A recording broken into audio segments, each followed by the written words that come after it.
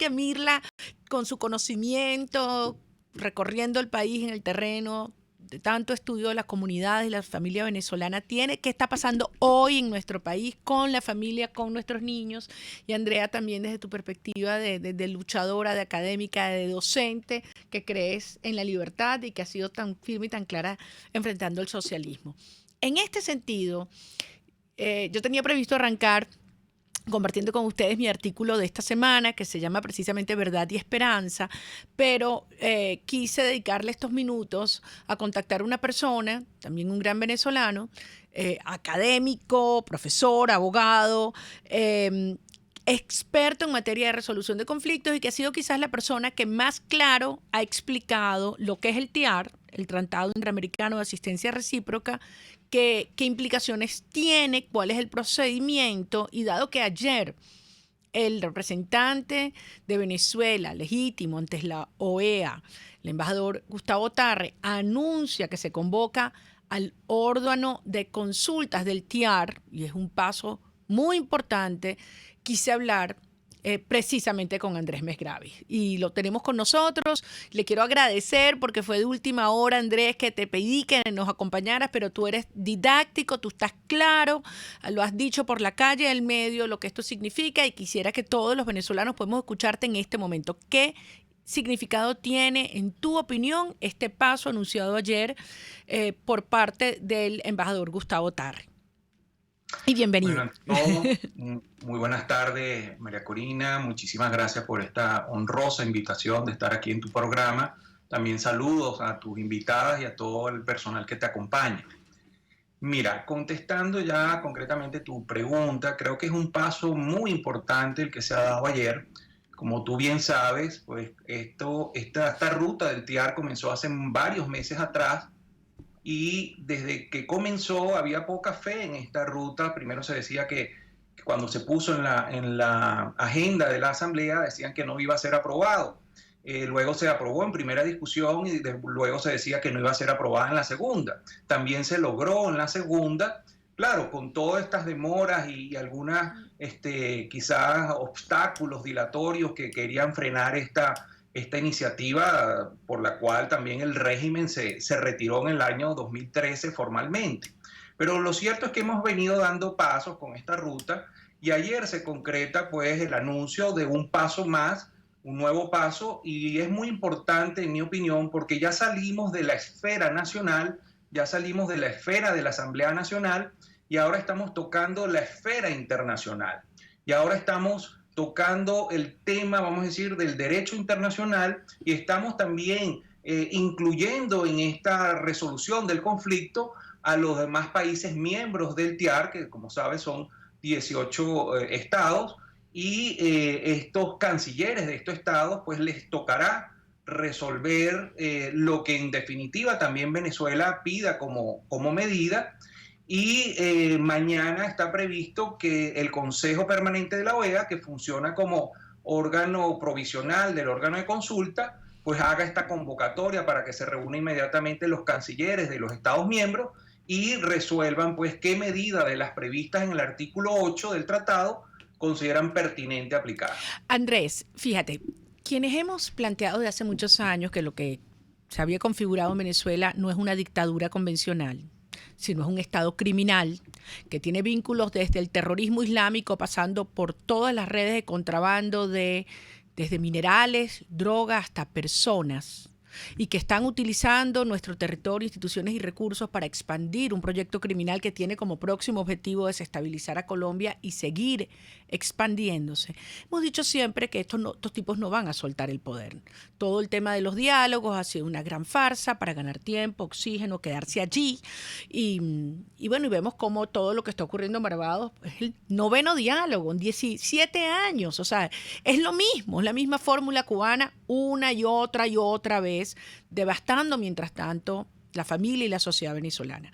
Ahora, hay quienes te dicen entonces, sí, no van a salir por esos mecanismos, hay que construir una amenaza creíble, real, que los criminales que estén en el poder, amarrados por fuerzas mafiosas, se confronten con una fuerza superior, digamos, del bien, de la justicia, de la democracia, de las fuerzas de Occidente. Ahora, te contestan, bueno, lo que pasa es que esos países no están dispuestos a, por lo menos todavía, activar, digamos, una coalición internacional liberadora. Entonces, ¿de qué sirve este paso al TIAR si puede ser que en esa reunión vengan con el cuento de que bueno, lo activan, pero no aceptan ese componente del artículo 8 que habla incluso de una misión militar? ¿Cómo respondes tú a este planteamiento?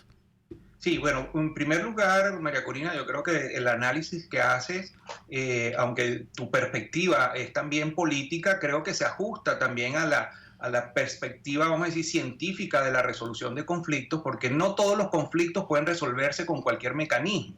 Hay mecanismos que van desde la negociación, mediación, arbitraje, procesos judiciales, y cada conflicto tiene un mecanismo idóneo para su resolución. Tú apuntabas pues que esto no es una dictadura convencional, yo coincido con eso. Quizás en el 2002 o los años siguientes todavía era una dictadura convencional. Cuando hay una dictadura convencional se pueden aplicar mecanismos, por ejemplo, de lucha no violenta, claro, porque hay un solo dictador que tiene un apoyo de una fuerza armada de alguna manera institucional que puede quebrarse ante los desafíos de una sociedad civil indefensa. Pero cuando ya hablas de un conglomerado criminal, una tiranía, narcoterrorismo, narcoterrorista, ya no existe esa vía del mecanismo de lucha no violenta o vía pacífica o electoral. Tienes que enfrentar necesariamente a esos grupos terroristas y criminales con el uso legítimo de la fuerza, porque no estamos hablando de una guerra o de violencia, no estamos hablando del uso legítimo de la fuerza por parte de cuerpos de seguridad. Entonces, esa es la única solución, es la que va a haber, tarde o temprano, esa es la solución que va a haber, y ahí es donde nos toca a nosotros, los venezolanos, tratar de que sea más temprano que tarde, porque las agendas políticas, y tú lo sabes mejor que yo, pues de cada líder pueden divergir, un líder puede tener tiempos distintos, obviamente a los que tienen los venezolanos. La urgencia de Donald Trump no es la misma urgencia que tenemos los venezolanos. La mamá que entonces no tiene que darle de comer esta noche a su hijo, o el abuelo que está viendo al último nieto irse del país. Correctamente. Entonces, ¿qué podemos hacer nosotros los venezolanos para acelerar esas agendas? Porque como tú bien señalas, el artículo 8 prevé una serie de medidas y quizás la iniciativa de los países o lo que tengan los países en esta primera convocatoria es aplicar nuevas medidas de presión diplomática o económica o algún tipo de bloqueo parcial o total de vías de comunicación como aéreas o navales, pero esas son medidas que pueden ser necesarias e importantes, pero serían completamente insuficientes por lo que tú mencionabas de que estamos confrontando una tiranía narcoterrorista. Entonces, tarde o temprano estos países se van a tener que volver a reunir, si fuese el caso, para conformar esa coalición de fuerza que pueda poner fin a esta tiranía narcoterrorista. Andrés, a ver, esto es un punto muy importante. Es decir, incluso en tu opinión, si en esa reunión de cancilleres, del órgano de consulta, dijeran, vamos por partes y activamos el TIAR, pero solo hasta aquí, incrementando otras acciones, aunque no incorporen de una vez, digamos, una misión militar, tú sientes que se justifica, es el camino, es positivo y envía las señales correctas, tanto al régimen como a la sociedad. Por primera vez estaría ya hablando del tema, ¿no? Antes no se hablaba, entonces ya esto sale primero de la esfera nacional, ya no le corresponde a la Asamblea Nacional, ya ahora esto lo van a discutir los cancilleres de los distintos países miembros del TIAR, entonces eso es un importante logro e incluso más adelante estos mismos cancilleres podrían adoptar el uso de la fuerza sin que Venezuela esté de acuerdo con ello, porque esto es algo que también afecta a la defensa común de todo el hemisferio. Entonces esto también es muy importante. Ahora, también es importante tener presente que aunque Venezuela pida el uso de la fuerza en este momento y el órgano de consulta considere que todavía es extemporáneo aplicar el uso de la fuerza o considere que es necesario dar un ultimátum al régimen, pues eso no significa que ya quedó desechada el uso de la fuerza para siempre. El uso de la fuerza está previsto expresamente en el artículo 8 y no puede ser derogado por el órgano de consulta, de manera que en una ulterior oportunidad e incluso con cualquier acontecimiento o circunstancia que pueda surgir la semana siguiente a esa decisión, podría nuevamente es plantear el tema del uso de la fuerza y acordarse. Bueno, Andrés, yo quiero agradecerte. Quiero agradecerte primero como venezolana. Creo que has hecho un trabajo extraordinario de pedagogía, de explicar desde hace muchos meses con una enorme tenacidad, terquedad, que todos entendamos como venezolanos el poder que tiene un instrumento como este, que no es el único. La fracción 16 de julio, además de apoyar el TIAR, ha impulsado también la aprobación del artículo 187, numeral 11, algo que repetían hoy en la Asamblea, porque se refuerzan. No son indispensables uno u otro, pero se refuerzan, así como lo es apelar al artículo, al principio de la responsabilidad de proteger de las Naciones Unidas. Así que quiero darte las gracias, quiero felicitarte. Sé que vamos a seguir en contacto, en comunicación todos estos días. Están pasando cosas muy importantes en la medida que la comunidad internacional entiende la magnitud de la tragedia humanitaria, pero también de la amenaza, del peligro real que este régimen criminal representa para todo nuestro hemisferio. Así que tu voz valiente y tu voz clara, pues es un enorme aporte a esta lucha ciudadana. Así que muchísimas gracias, Andrés. Muchísimas gracias a ti, cuídate mucho y seguimos en contacto, amigos.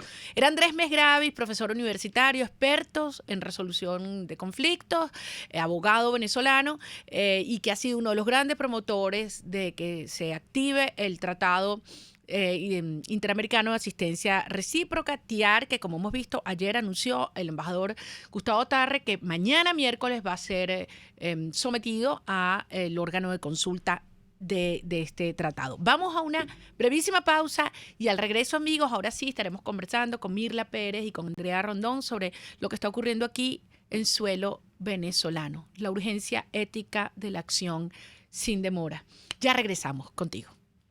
Usted escucha Contigo, solo por RCR 750 AM. Puedes seguirnos en nuestras redes sociales. En Twitter, @RCR750, la radio que se ve. Si te gusta la buena mesa y quieres una comida especial, entonces acércate al restaurante Lon Lon, donde puedes disfrutar excelentes platos de carnes, sopas, pescados, mariscos, arroces, pastas, ensaladas, hamburguesas y mucho más. Todo en un excelente ambiente familiar con atención esmerada y capacidad máxima de 80 personas cómodamente. Acércate y compruébalo en la urbanización Santa Mónica, Avenida Teresa de la Parra, calle Rufino Blanco Fombona, pasando al centro comercial a la derecha. Bar Restaurant Lon Lon, poquito, pero sabroso, pero sabroso. Mis amigos, quiero hablarles de Vilap Biodiagnóstica, un nuevo laboratorio clínico con un concepto original.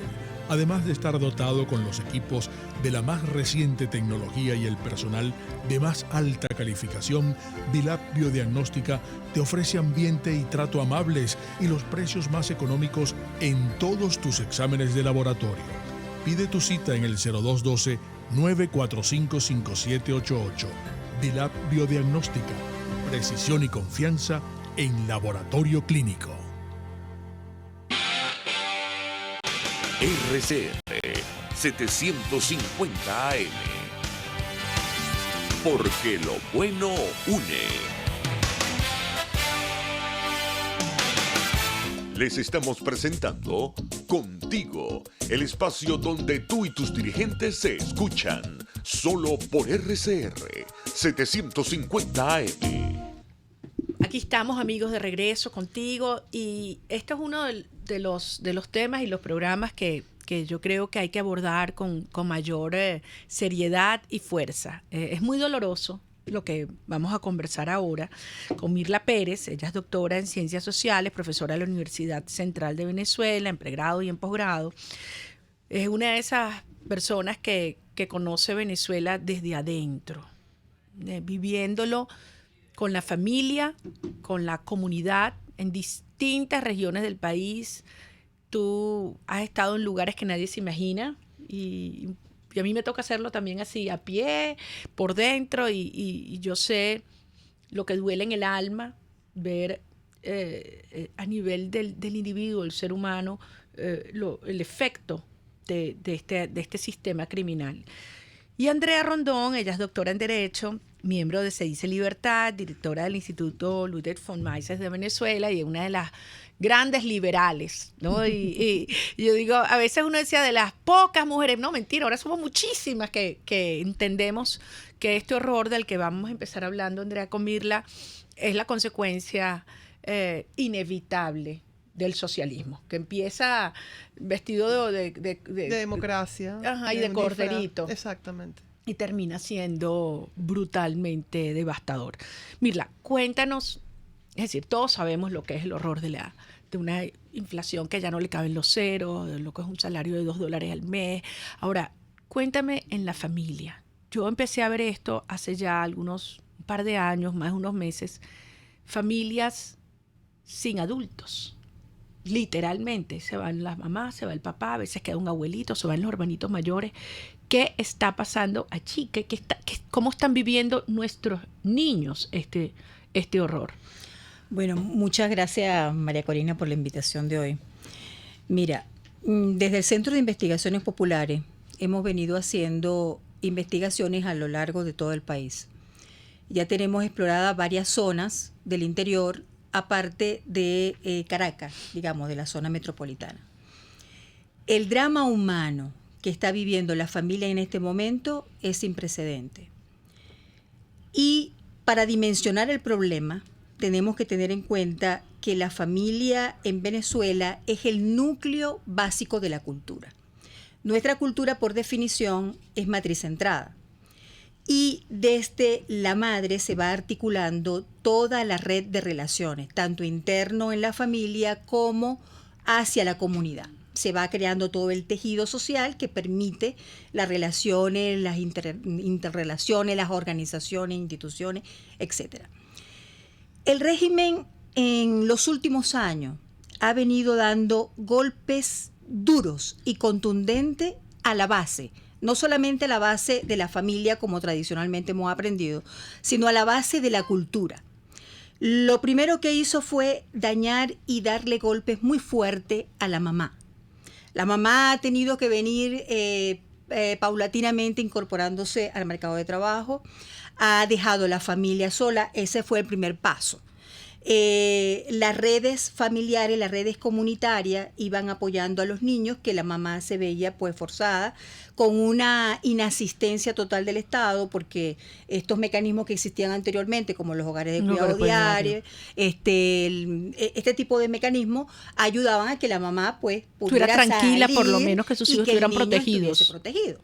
Se eliminan los mecanismos y la madre está forzada a salir.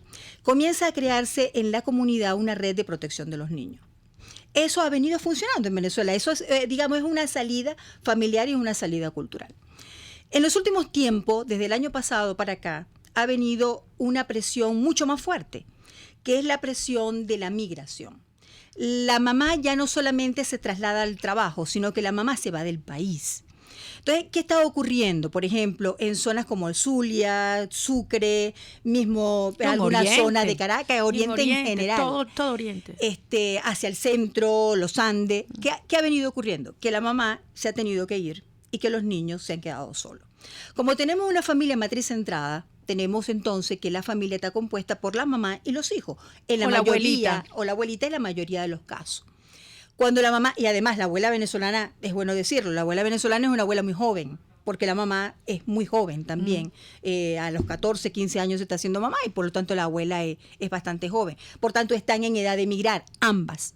Entonces, ¿qué está ocurriendo? Que hay un desplazamiento forzoso por hambre, por falta de trabajo, por salud, etcétera, por unas condiciones inhumanas en las que estamos, que la mamá está forzada a irse y deja a los niños solos. Están ocurriendo dos cosas. Está ocurriendo que la familia se está quedando encabezada por la niña o por el niño mayor. Por ejemplo, en casos como en el Zulia nos hablaban de niñas de quinto de 15, año, 16 años. Sí, que se quedan con el resto de los niños hacia abajo. Chorrerita de hermanitos. Exacto. Pero también quedan niños pequeños de 12 años encabezando la familia. O sea, vamos viendo cómo la escala cada vez es mayor y cada vez son más los más niños, jóvenes, más chiquitos. Más chiquitos y más solos, más núcleos familiares solos. Ahora, mira, con Andrea parte de lo que queremos hablar es, bueno, todo el tema de la intencionalidad de este proceso, ¿no? Porque esto no es que le salió mal. Y acompañarlo del tema educación.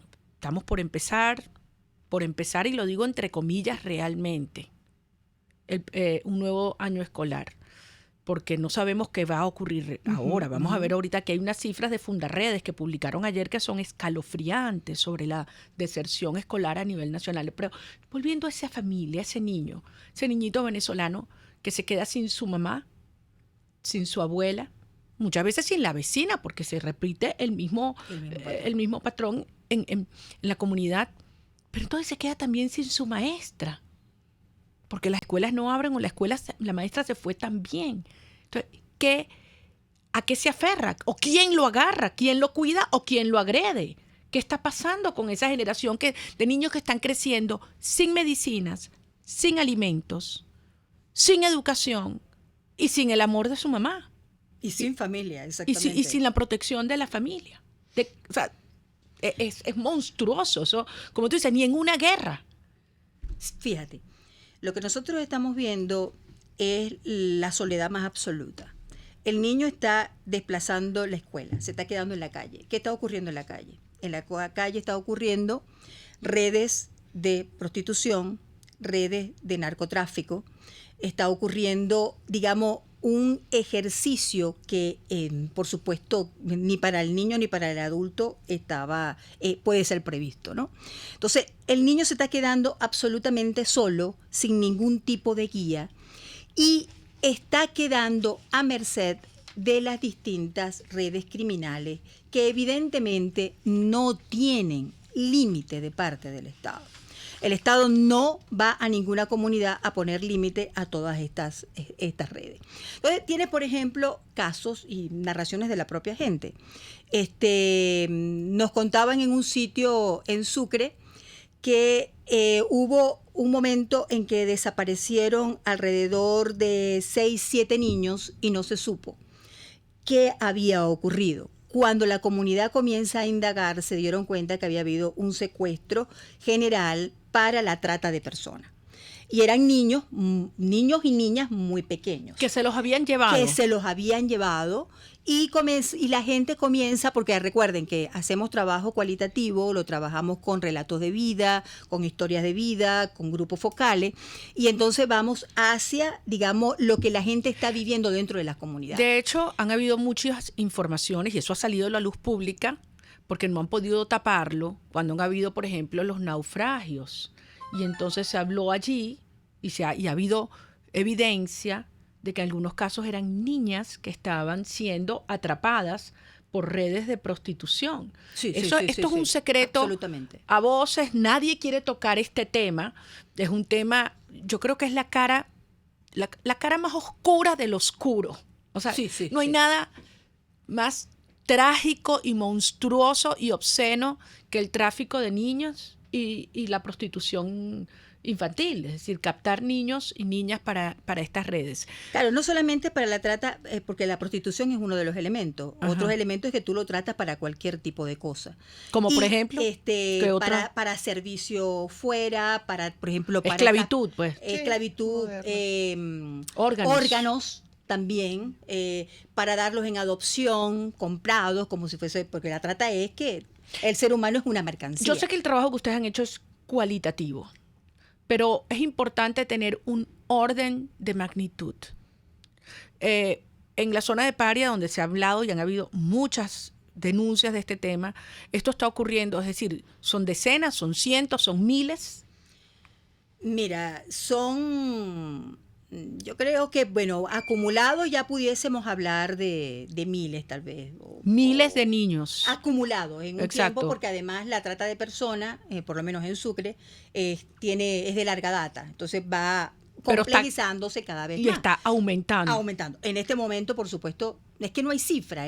La gran tragedia que tenemos en Venezuela en este momento es que no tenemos cifra. No hay cifra porque además no hay Estado. No, es decir, no hay Estado, el Estado es la mafia es el Estado, y hay zonas como todo lo que es el Estado Sucre, o lo que es el sur de Bolívar, o lo que es, por supuesto, la frontera o la Guajira, donde simplemente quien manda son las redes criminales. Exactamente, porque una cosa importante que sería bueno también incorporar en el análisis es la diferenciación entre el Estado criminal, o la diferenciación, no, el complemento adicional que tiene nuestro Estado criminal, que es ser un sistema político totalitario.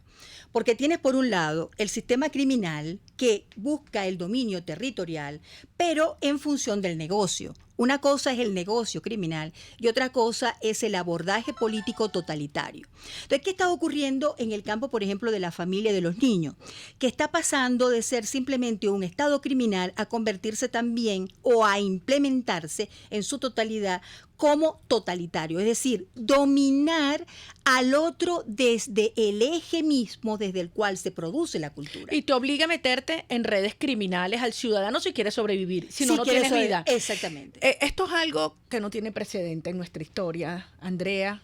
Yo cuando hablo de nuestra historia, obviamente no estoy hablando solo de la venezolana, yo me atrevo a decir las de Occidente. Totalmente. Y esto no fue una cosa casual.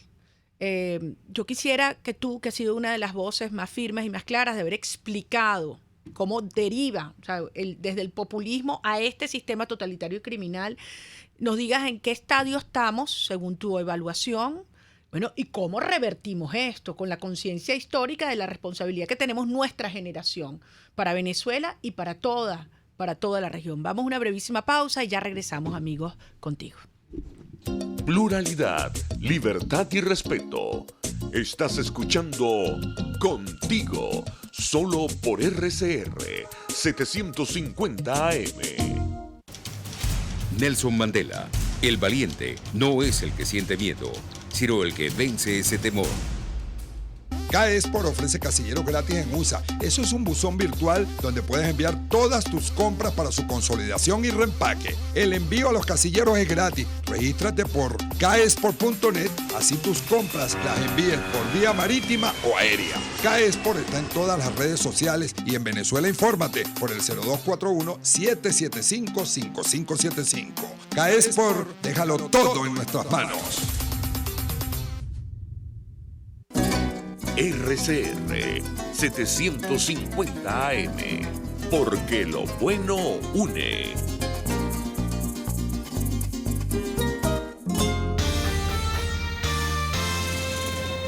Los temas de actualidad más relevantes son expuestos a la luz de La Linterna. Diego Bautista Urbaneja le invita a formar parte de este ameno espacio de charla y análisis con una buena taza de café y al son de buena música. La Linterna, de lunes a viernes, a partir de las 2 de la tarde, por RCR 750 AM.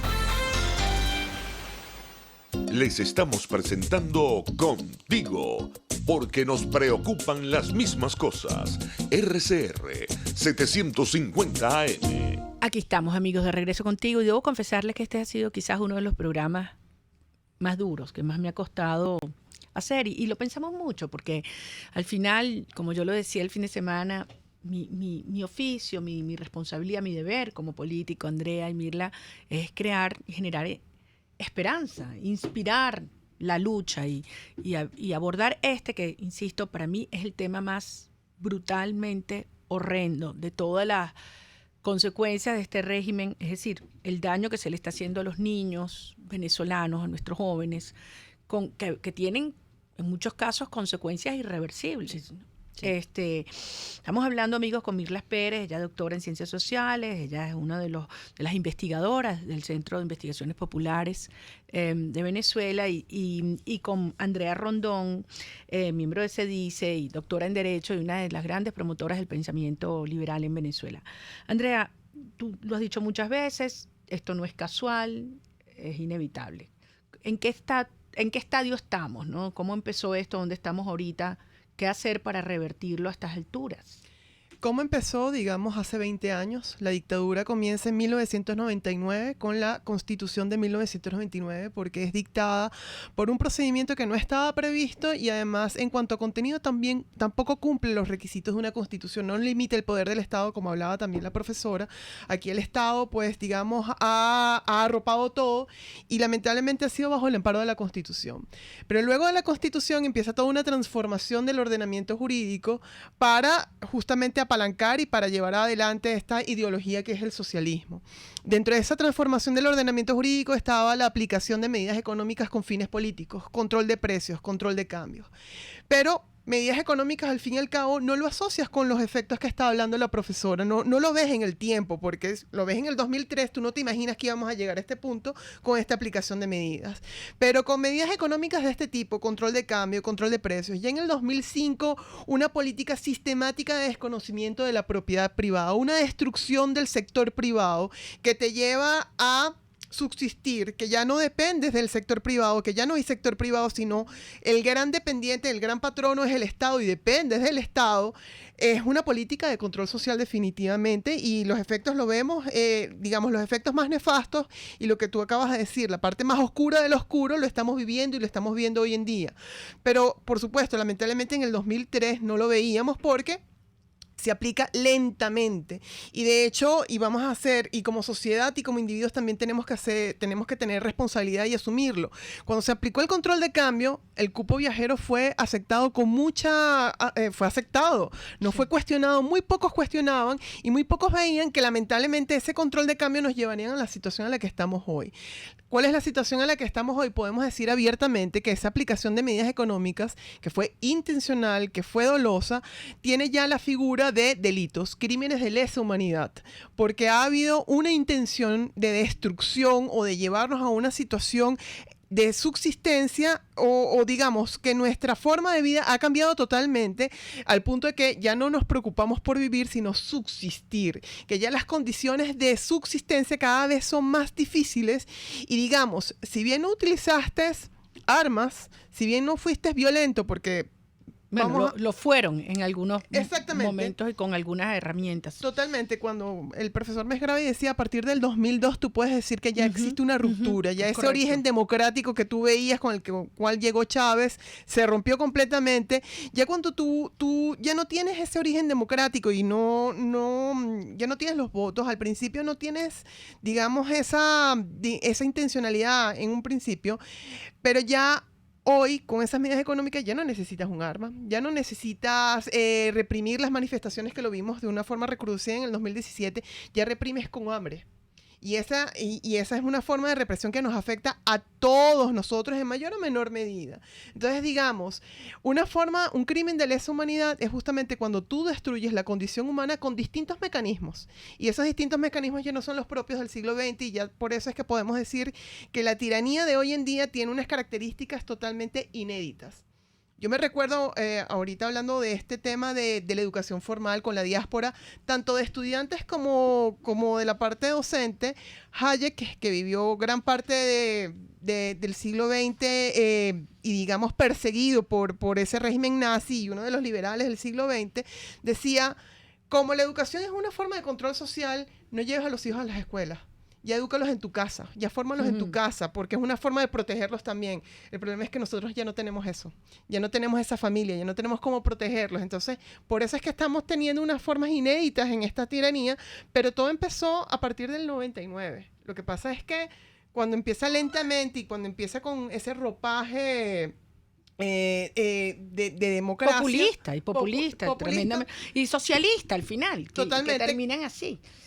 Al principio caes en ese engaño. Yo les comentaba al principio, ayer se presentó un informe de Fundaredes realmente escalofriante. Javier Tarazona, su director, dio a conocer el resultado. Ellos hacen 5.073 encuestas en 3.044 instituciones educativas en todo el país.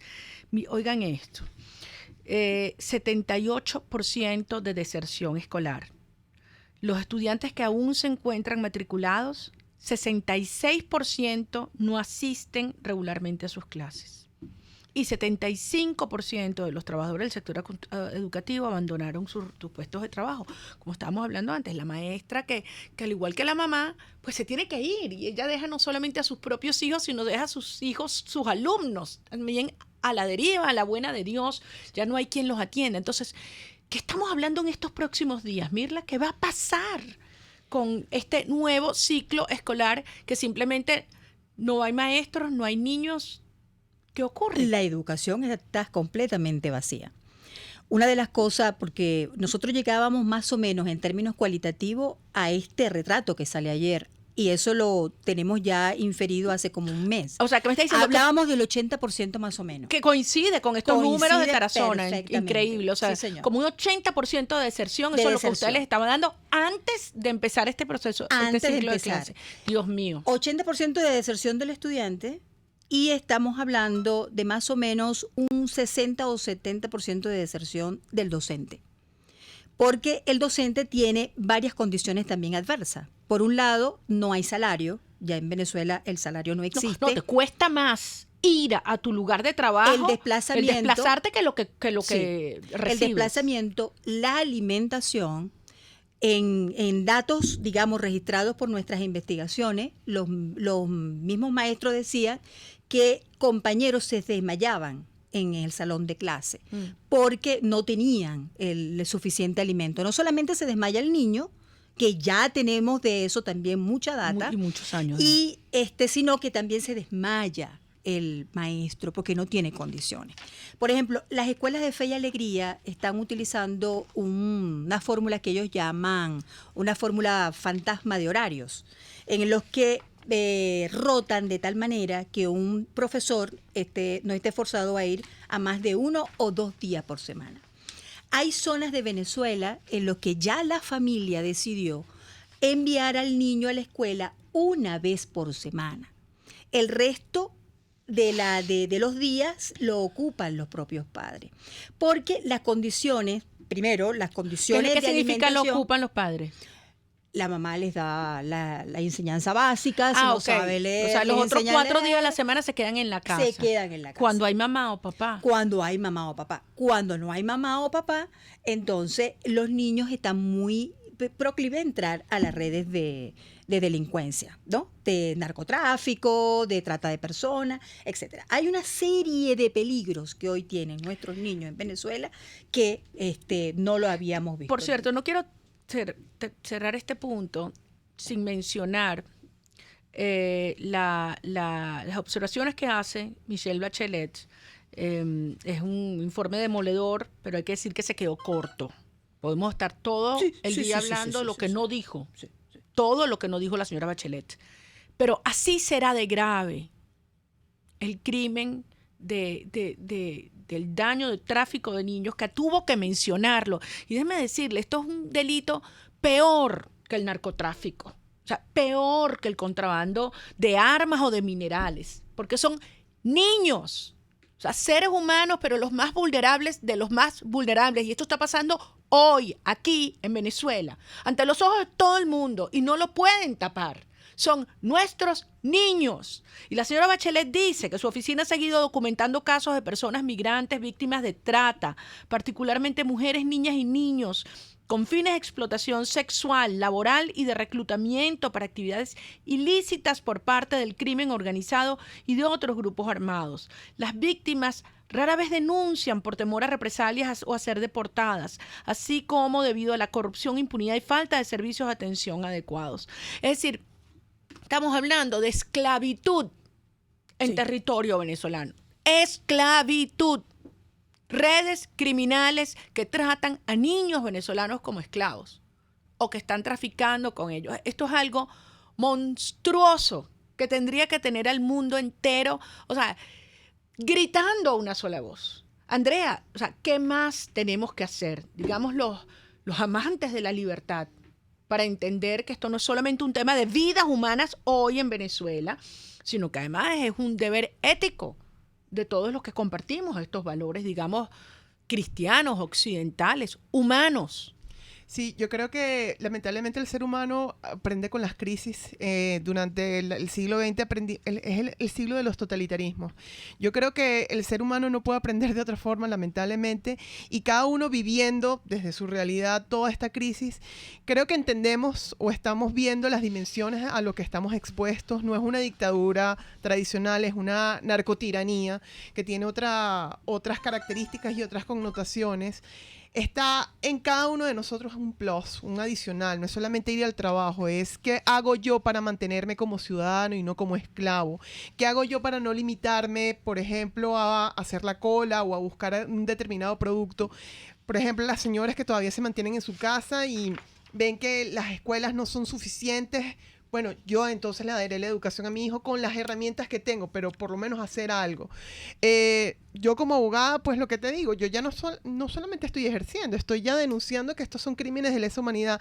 Yo creo que cada uno de nosotros ha terminado reinventándose, por así decirlo, y dentro de nuestros espacios, un ama de casa, un abogado, un profesor, nos ha tocado resistir y no quedarnos reducidos como esclavos.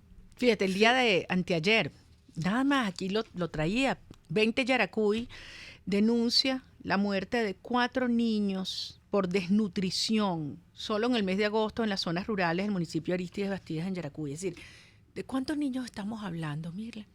Cada día que pasa, ¿cuántos son? No tenemos ni siquiera, como tú decías, una cuantificación. ¿En qué país del mundo en pleno siglo XXI no sabemos ni siquiera cuántos mueren diariamente? No tenemos idea. Fíjate que en el Zulia hubo un médico que trabajó con nosotros en el grupo focal y nos decía, es una cifra alarmante, pero no tenemos, por supuesto, por no tener una cifra confiable, no. Él nos hablaba, ¿no la quieres decir porque no tiene forma de comprobarla? No hay manera de comprobarla, pero él nos las lanzó en ese momento. Nos dijo, mira, aquí están muriendo cerca de 2 niños diarios de menos de 5 años. En el Zulia. En el Zulia. Y decía, cuando a mí me dieron esa cifra, me dice él, porque él trabaja además en una zona muy popular, cuando me dan esa cifra, yo digo, ¿dónde cayó la bomba? Esos son cifras de guerra. O sea, en Venezuela estamos teniendo hoy cifras de guerra. De guerra en la muerte de los niños, en el hambre que se ha generado a partir de este sistema, en la migración, en el desplazamiento humano. Esos son efectos de la guerra. La gente hasta ahora, digamos, yo creo que hay un plano de sobrevivencia y yo quisiera ver un poco la solución tal como la gente la ha venido practicando, porque yo creo que acá hay como 2 grandes esferas. La esfera de la gente común que está resistiendo permanentemente. ¿Y cómo resiste? Resiste organizándose en familia, organizándose en la comunidad, para poder ver con los pocos recursos que tiene cómo lo redistribuye dentro de la comunidad. Y ese espacio, con una dosis enorme de solidaridad y generosidad. Sí, por supuesto. Y en ese, digamos, en ese plano se sobrevive porque ya la gente tiene muy consciente que no se vive en Venezuela.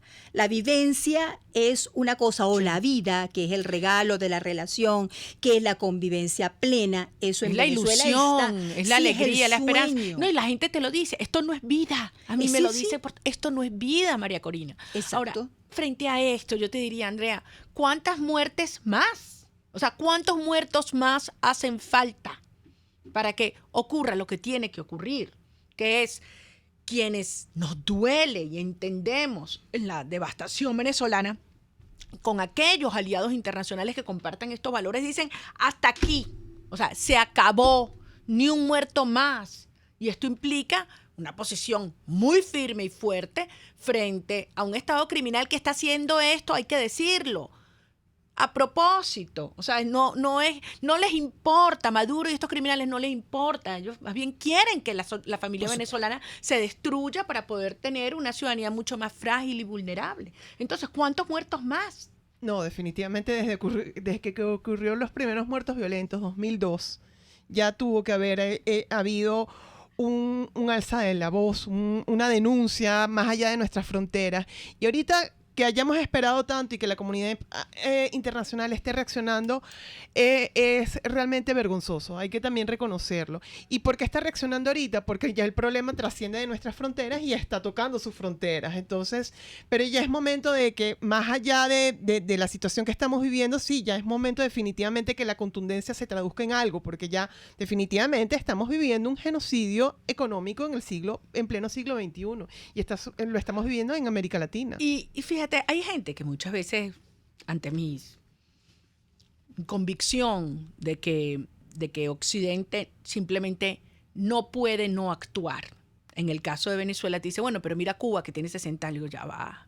Venezuela no es Cuba, Venezuela no es una isla. No es contenible ni los efectos sociales producto de una migración brutal y creciente, con todo lo que ello implica, la demanda en los servicios, el tema de los movimientos sociales del régimen que buscan infiltrar para generar desestabilización. Miren lo que ha ocurrido en Colombia en estos meses. Pero además por la dinámica criminal. Es decir, han convertido a Venezuela en el santuario del ELN, de los grupos disidentes de la FARC, que ahora además tienen hasta el descaro de decirlo públicamente que retoman las armas. Mira, aquí estamos, fíjate, y lo vamos a hacer y prepárate, porque lo que le hicieron fue decirle a Duque, vamos por ti, vamos por Colombia. Entonces, frente a esto, nosotros los venezolanos obviamente tenemos el deber de llevar la vanguardia y de plantear con toda la firmeza y crudeza lo que no vamos a tolerar más, es decir, farsas y falsas soluciones que solo han servido para dar más tiempo, como en el caso de estos reiterados diálogos. Ahora, ¿qué más podemos hacer desde tu perspectiva para acelerar ese proceso en los términos que lo decía Andrés Mesgravis antes? O sea, están de nuestro lado, ¿cómo hacer que los tiempos nuestros, la urgencia ética de estas mamás frente a ver lo que ocurre en nuestros hijos, logremos imponerlo en la dinámica geopolítica mundial y regional? No, definitivamente lo que mencionaba Andrés es justamente estos mecanismos internacionales ya se están activando, no cejar en ellos, seguir como, por ejemplo, nosotros como ciudadanos, seguir vigilantes, que se siga haciendo el lobby, que no se abandone, y la comunidad internacional no puede abandonar ya los pasos dados, porque yo pienso que a partir de este año la comunidad internacional dio unos pasos que no había dado antes, y yo pienso que no hay retorno. Y nosotros como ciudadanos seguir exigiendo, no ni un paso atrás, y también seguirle exigiendo a la Asamblea Nacional. Asamblea Nacional, ejerce tus competencias y no cejes y no abandones el lobby que te corresponde de cara también a presionar a la comunidad internacional. Mirla, ya nos queda un minuto. Como mamá, como investigadora, como ciudadana, ¿qué decirle a la madre que está aquí viendo a sus hijos viviendo esta realidad devastadora, la que se ha tenido que ir, la que estamos aquí sin hijos, como es mi caso? En términos de cómo contribuir también a apoyarnos en esta realidad, a mitigar el daño de este proceso, mientras estamos obviamente haciendo todo lo que hay que hacer, porque estamos haciendo todo lo que podemos hacer para provocar ese desalojo de la tiranía, pero en lo humano. Fíjate, lo que uno va consiguiendo, lo que voy consiguiendo a lo largo de mi experiencia cotidiana en las comunidades populares, lo que nos queda por hacer, y creo que es lo que se está haciendo en términos de nuestro pueblo, es aferrarnos a la esperanza. ¿A la esperanza de qué? A la esperanza de agarrarnos de lo que nos identifica como cultura. Lo que nos hace fuerte es la convivencia, lo que Alejandro Moreno en algún momento ha hablado del homo convivalis. O sea, nosotros los venezolanos somos personas de convivencia y ese es nuestro fuerte. Es tan fuerte que el régimen totalitario lo ha identificado como el punto que hay que atacar. Y es el punto que en este momento está atacando para doblegarnos. ¿Qué le diría yo? Reconocernos en esa potencia que nos define como pueblo, que nos define como cultura, que nos define como familia, y a partir de ello seguir construyendo paralelamente, porque evidentemente el Estado, este estado de cosas, este sistema no nos los permite, pero sí seguir construyendo en paralelo, digamos, la convivencia familiar, la solidaridad y hacernos fuertes allí. En la medida en que nosotros podamos resistir y podamos identificarnos, ya no oposición, sino como todo un pueblo disidente que se identifique con otro modo de ser, con otro modo de vivir, totalmente externo a la tiranía, en ese momento vamos a agarrar la fuerza, o la estamos agarrando, porque yo creo que estamos sobreviviendo y estamos trascendiendo este sistema que está buscando continuamente eliminarnos.